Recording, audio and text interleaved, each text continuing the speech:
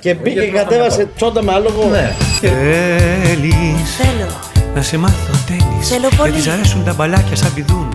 Πρώτη τσόντα που θυμάμαι, αλλά. Ναι, για πες την πρώτη τσόντα. Ήταν τώρα μία τύπισσα. Βασικά η πρώτη τσόντα που είδα ήταν στο χωριό που ήταν τσόντα με άλλο.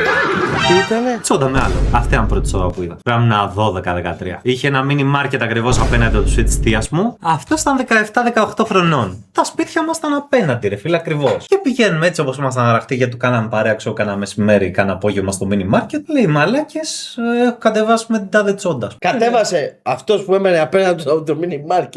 Ήταν δικό το mini market. Δικό το mini Ναι, market. εμείς ήμασταν, το σπίτι μας ήταν απέναντι και κάναμε παρέα, ρε. Και μπήκε Γιατί και ήμασταν κατέβασε με τσόντα με άλογο. Ναι. Και λέει, έχω κατεβάσει, λέει, μια τσόντα. Χαχά, ελάτε να δούμε, ας πούμε. Αυτός 16-17, εμείς 12-11, κάπου εκεί. Ναι. Και είδαμε τσόντα με άλλο. Τι ήταν η τσόντα με το άλογο? Γαμούσε κάποιον το άλογο? Ναι, ήταν η άλλη μου στο στάδιο. Τον έπαιξε γι' αυτό? Όχι. Όχι. Εντάξει, ήμουν 11. Πρώτη φορά τον έπαιξε στα 13.